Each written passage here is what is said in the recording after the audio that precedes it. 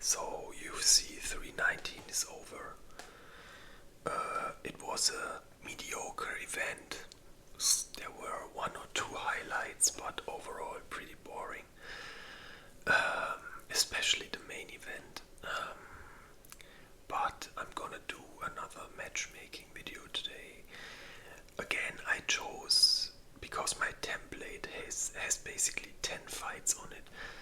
That's why I mainly chose main card and one fight of the undercards. So, talking of undercards, let's start with the undercard. So, first winner is Michal Olejniczuk. I still have problems pronouncing it, but very solid win. I don't know, he looked way quicker, just way better than Gerald, and I don't know, his enemy, the Gerald guy, he almost seemed stuck in the mud, like, or half asleep. I can't even tell. It's like he didn't even really start fighting and was half asleep. And yeah, caught a pretty crisp 1-2, I think, and went down. And yeah, that was the story basically. So for him, for Olejniczuk, I have two ideas. My initial thought was definitely give him a top 15 guy. He also asked for top 15. I would have said put him against Hermanson, Jack Hermanson. I think he's on 15th place. So it would be a top 15 guy, and if he beats him, he's back into the rankings. But I personally also think his own call out makes sense. After the fight, he called out Vettori, and thinking about it, it definitely also makes sense. The only reason why I did not pick Vettori is because in my last video I already put him against Kopilov, but I don't mind if they fight. So since he called him out, I'd say there is a big possibility this will be the next fight. He comes off a loss. He definitely has to fight a lower guy. He won, has to fight an upper guy. So this fight makes sense to me. Next event is the flyweight fight from the main card, and the first fighter is Tim Elliott. I mean, a solid dude, solid fight. The homeless guy. He told a story that people asked him if he's homeless because he looks like that. Solid win, not bad. Not gonna lie, that was pretty good. Didn't look bothered at all. And yeah, second round submission, very good. I would say give him someone above him, and I think a good matchup would be against Steve Erceg. They both won their last fight. They are both, I think, between the top 10 and top 15, like between 10th and 15th place. So I think this matchup would make sense, and the winner of this gets maybe a top 5 enemy next. And I think stylistically it's also not the worst fight, so I think it makes sense. Erceg got a win, but it wasn't the most convincing one in my opinion. I think he even lost the first round. So I say put these two together and then we look who's the real deal. Yeah, next flyweight fighter from the main card is Kai Asakura. Guys, I don't know, man. I was really hyped on this guy, but now he has 2 fights in UFC, and it seems like he can't really handle submission guys. The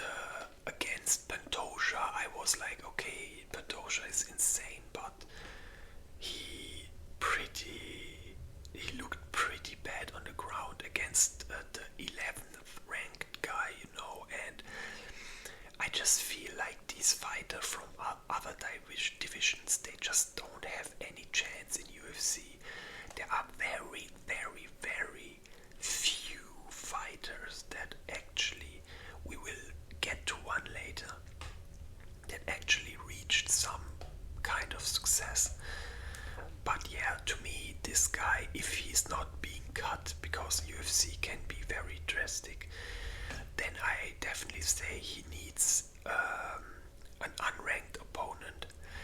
And I was going through the rankings on the typology, and I stumbled upon one guy where I thought this could be a banger, and I would put him against Cody Durden. It's unranked guy, but he's kind of reckless, but always bangs and always goes in. He comes to fight, he comes to fight. He doesn't circle around the cage for 15 minutes. He comes to fight, and Asakura also striking heavy. I think this could be a banger matchup where one guy is definitely gonna get knocked out. So I think this matchup would make sense, and then after that we can see what we do with Asakura. So yeah, that's what I would do. Okay, so next fight is on the main card was Geoff Neal versus Prates. Geoff Neal lost, and for him I think we can still do a ranked opponent, but I really had trouble finding an enemy that makes sense.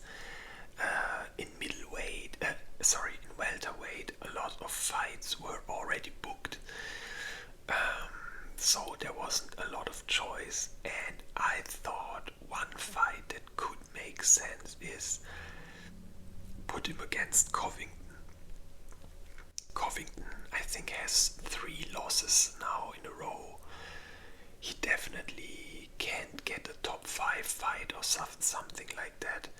Even the Buckley fight wasn't top 5 anymore, I think. And if he doesn't switch to full social media personality, and still wants to fight, I think this would be a great build-up fight for him too, for Covington, to maybe get back into the upper brackets. So I think this would be a solid fight. Again, 2 guys that are placed between rank 10 and 15. I think it makes sense stylistically. Maybe not the best one, but I still think it would make sense, and I can't really think of another guy. Maybe Neil Magny I was thinking too, but yeah, I don't know. So yeah, this is how I would do it. Next fighter, Carlos Prates. Guys, I'm a fan of this guy. I swear to God, every time I see him fight, it's just a banger. So spectacular, very nice technique, classic kickboxer, very, very good. And he won. And after winning, after winning, there are always like post-fight press conferences, and the guy is getting interviewed, and suddenly he pulls out a cigarette and just starts smoking and answering questions. And all the fighters that came after, and Dana also, they were like, yo, who has been smoking here? So this guy is crazy, not only in the ring but also outside. And for him, I also have 2 ideas. My original idea was I would like to see him against Leon Edwards. Both strikers, both pretty long and a bit, like thinner and longer guys, kickboxer guys. It would be a stand and bang. I think Leon is a bit overrated, but I still think it would be very close and very interesting matchup. Both are strikers. Now the problem is though, after the fight, he asked for MVP.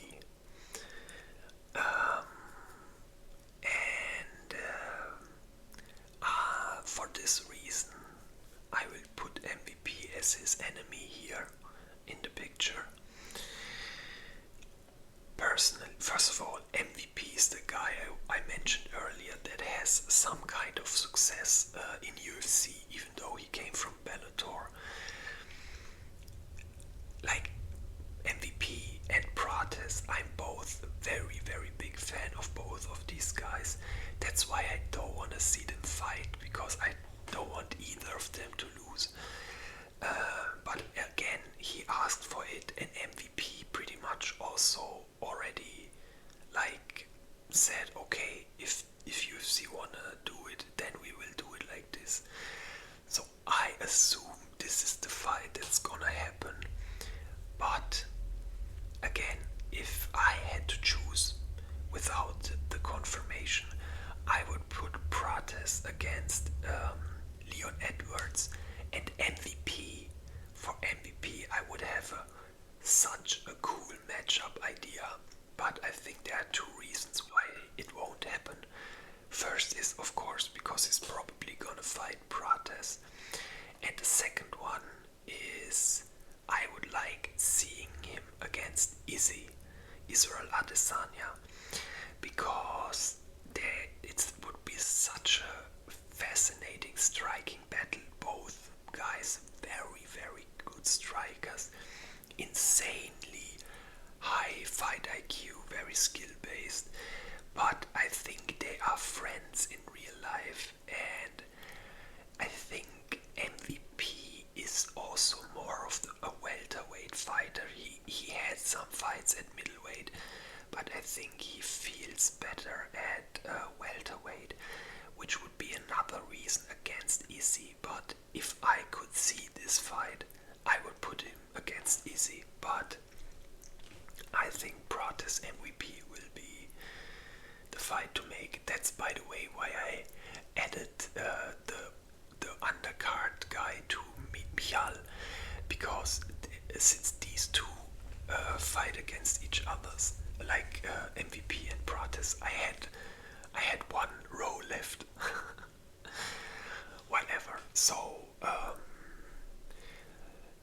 next fighter on the list is MVP's enemy, Jared Cannonier. He lost. It was a close fight, but still pretty clear 2-1. But considering he's 41, it was still a pretty good performance, and I definitely wouldn't say,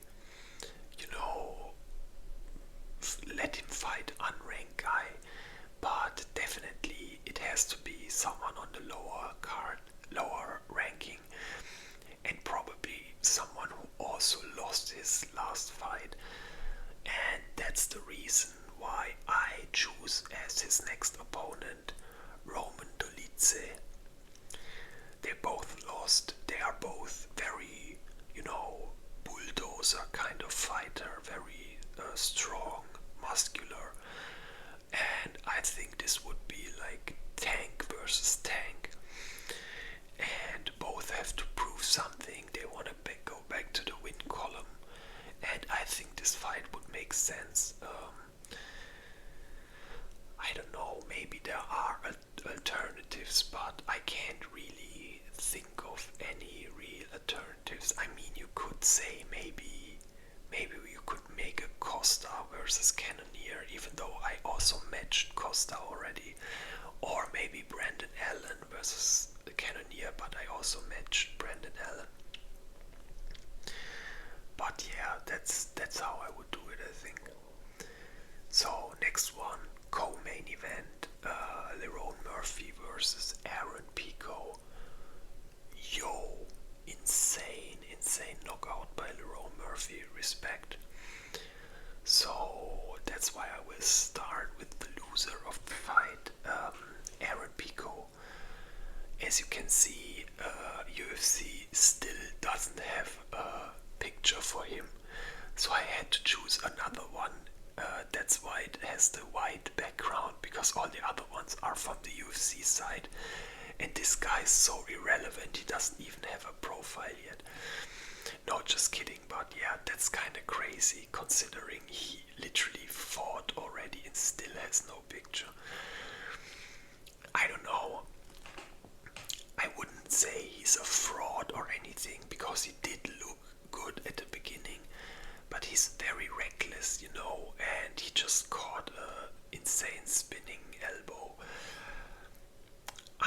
say give him an unranked is maybe too much, but definitely a lower ranked guy. And I don't know, going through the rankings, the only name that really made sense to me is Salal. That's his name. I think Yusuf Salal. They are both kind of strikers. I'm not about like this matchup. I'm not that sure because Salal might actually be too good, or it might be a bit disrespectful to him to give him Aaron Pico. But I can't really say how good is this guy. He looked good at the beginning until he ate that elbow. But I wouldn't say that he's bad, so maybe give him one more top 15 chance. That's why I chose Zalal. And if it doesn't work out, then we do the same as with Asakura and we give him an unranked guy next. Yeah, that's how I would do it. Okay, next fight. The winner, Lerone Murphy. This one's a no-brainer. I mean, guy's unbeaten, won again, was 6th place, won another fight, and he basically called for a title shot, and the champion Volkanovski himself also said, I want him next. And so this isn't even a prediction, this is just what's gonna happen 100%. So we have Lerone Murphy versus Volkanovski for the title next. I'm really curious on this one, really. Before this fight I would have said Lerone Murphy loses 100%, but he kind of impressed me. And I mean, he's still improving, you know, the guy is still very young and Volk is getting older. I see a potential that he could win the title fight, Lerone Murphy, but let's see. But yeah, anyway, that's definitely the fight to make, no question about that. So now let's go to the main event of the evening, the snooze fest, 25-minute snooze fest. So first of all, Kamzat fans, don't get me wrong, he fucking smashed the guy 100%, okay? There's no doubt about it, but oh my god, how boring was this fight, man? Bro, they both looked, after 25 minutes, like they didn't even fight, like legit nothing happened. Just Kamzat completely controlling him for 25 minutes. But still, you have to give it to him, you know. He obviously won. And it's so obvious that you definitely can't argue for a rematch. UFC was did this very often the past years, that they gave immediate rematches which were not deserved at all in my opinion. So I definitely would not do a rematch here. The way he got steamrolled, Sofadricus Duplessis, DDP. I have the perfect enemy, and his name is Rainier the Ritter. There's so many reasons why this makes sense. First of all, I think they kinda look similar. Second of all, it's DDP versus RDR, the battle of the three-letter names. And stylistically it also makes sense. They are both very well rounded. And I think it would be like a perfect title eliminator. You know, if RDR wins, you definitely have to give him a title shot. If Duplessis wins, you could argue, okay, you know what? He lost the title, but he bounced back, instantly beat his next opponent, give him a rematch. So yeah, I think this makes sense for me, DDP versus RDR. I also want to see this matchup. I think it could be very interesting. They both beat Whittaker, so this should be a banger. And again, the winner gets probably the next title shot, or better said, the second next title shot, because the actual next title shot will be the last fight of my list. So the winner and the new champion of the middleweight division is Khamzat Chimaev. Again, once